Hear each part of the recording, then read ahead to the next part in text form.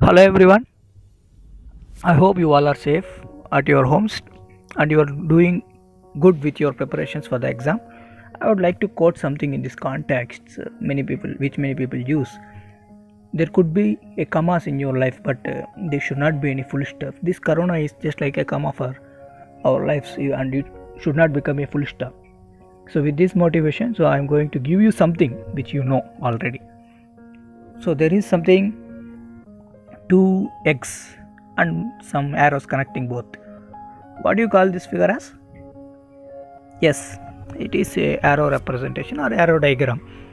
So and A, B are two different sets which are non-empty, of course, and small a, small b, small c, and Ali, Banu, Bhavan, Chendu, Divya are the elements of the particular sets respectively.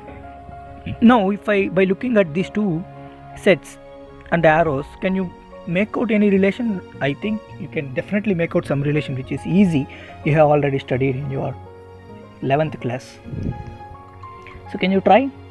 See here, A is related to Ali, ALI. So B is related to Banu, BHANU, BAVN.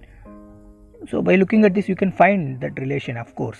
This is the relation R equals to a ordered pair x comma y such that x is a first letter of name y, and of course x belongs to A and y belongs to B, and we know our relation is just a subset of a Cartesian product of two sets, that is A cross B here.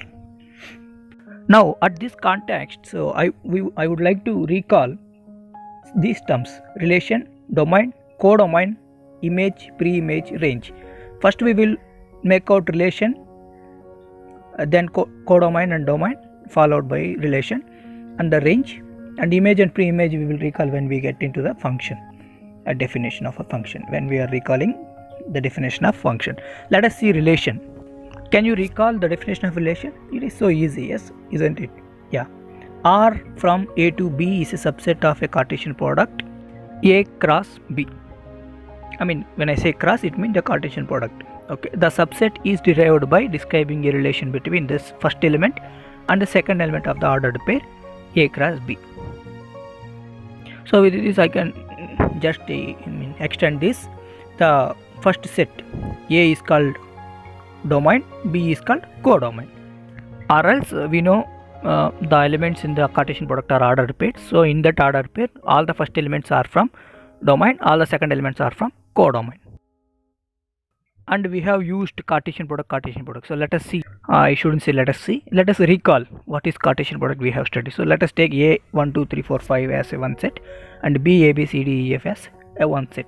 So if I ask you to draw a Cartesian product A cross B, then how do you draw? You draw like this, isn't it? All the first elements of A is related to all the elements of B, and second element will be related to all the elements of B, and third element of A is also related to all the elements of B, and fourth element is related to all the elements of B.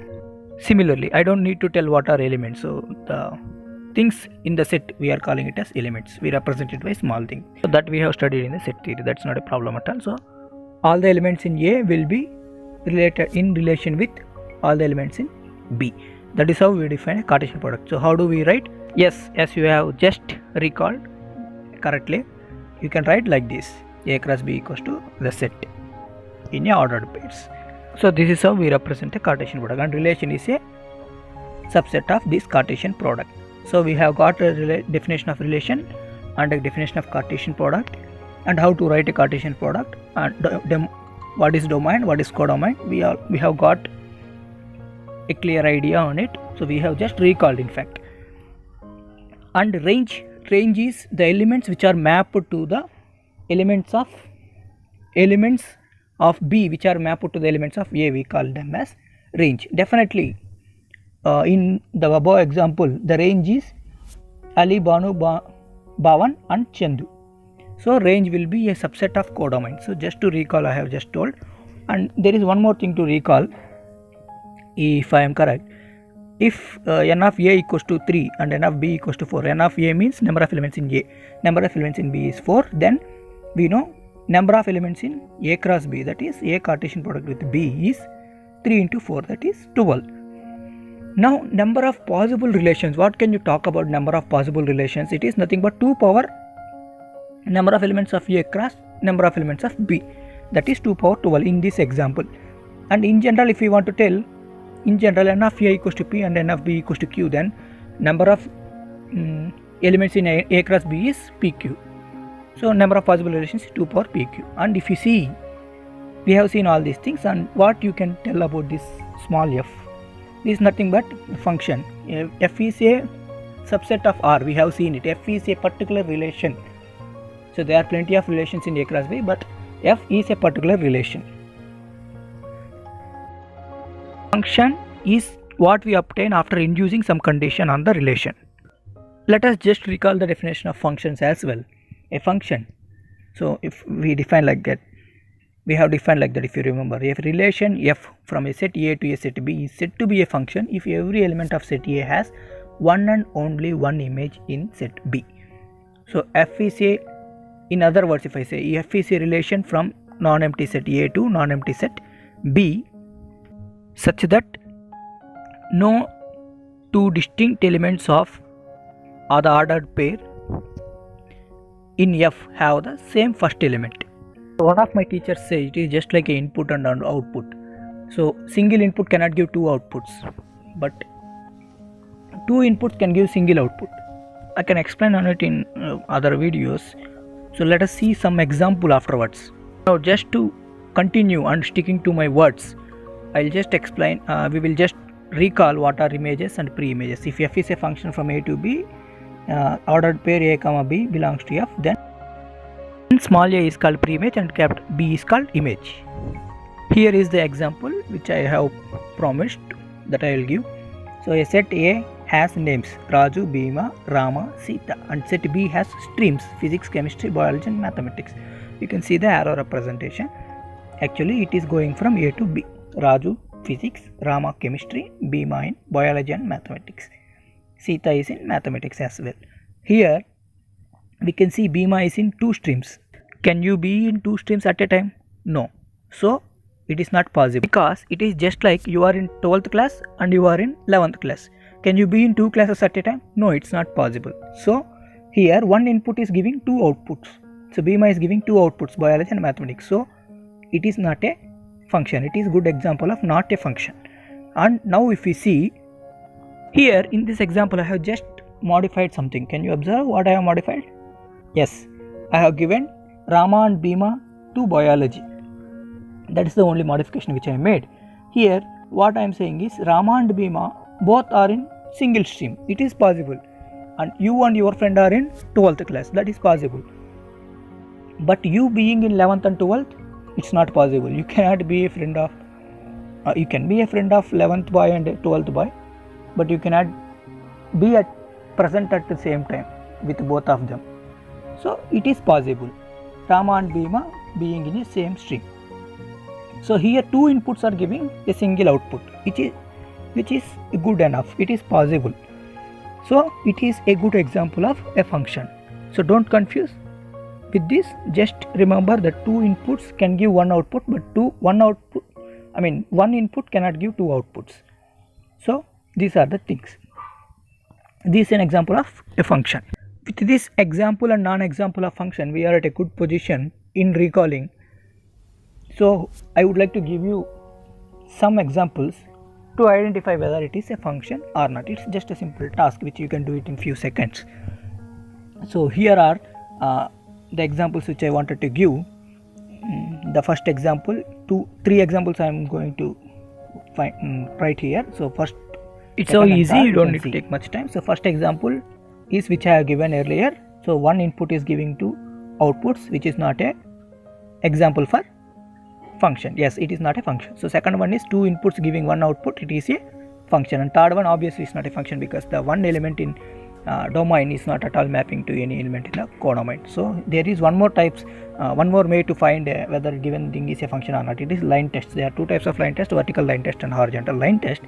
We will use vertical line test for a graph of a given thing to find whether it is a function or not. So you have seen types of functions, kinds of functions in the 11th class. You might have seen some graphs. Here are the few graphs. If you draw a vertical line to the graph, if it is touching at a single point, then we can say it is a function. If it is touching at more than one point, then we cannot say it as a function. So here first one is a good example of function because it touches at a single point every time, and second one as well. If you see the third one, if you draw a vertical line, it touches more than one point. In fact, it is touching 2 points, so it is not a example for function. And the fourth one is also a good example of function. Now in this chapter, what we are going to in this video, what we are going to see is the types of relations and functions. We have seen relations and functions in the 11th class. We are seeing types of relations and functions here. Emphasize more on it. Types of relation. Let us take one example and go see the types. R equals to a comma b such that a minus b equals to 10 in this set a equals to 1 2 3 4. So here relation is from the set a to a itself. A and b are belongs to a. So by looking at this relation, can you make out something? Yes, this relation will be an empty relation. We won't get any elements in this relation at all, because if you take any two elements, this difference will not be equals to 10 at all at any time. So what if I take complement for this set? What is the complement of a set? Which is union minus that set, that is r dash here in this case. If you take r dash, what would be our r dash? R dash equals to ab such that a minus b is greater than or equals to 10. Here we will get a universal relation, which means all the elements in a cross a we will get in this relation, that is whole set. You can try work out, which is easy, we have done already. You can see it, just see it.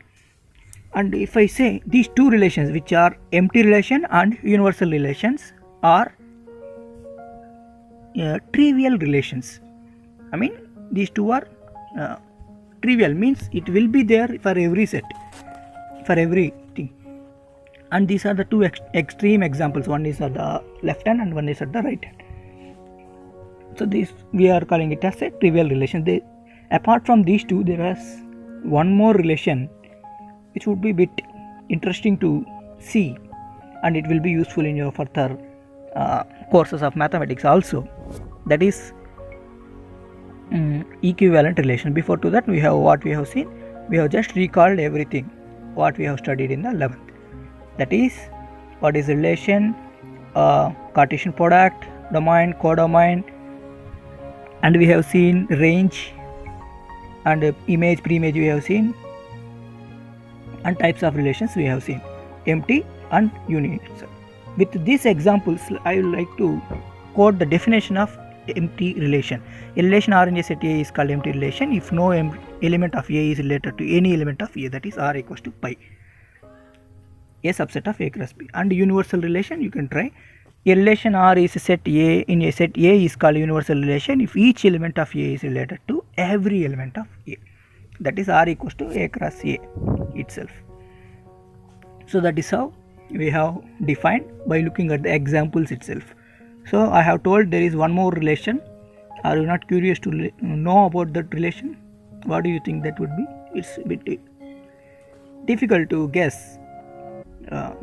It is called a equivalent relation. So what is this equivalence relation? Is this how it is different from this empty relation and universal relation? Let us see equivalence relation definition. A relation R in a set A is said to be an equivalence relation if R is reflexive, symmetry, contrastive. What is this reflexive, symmetry, contrastivity? We are going to see that also here. Let us see reflexivity.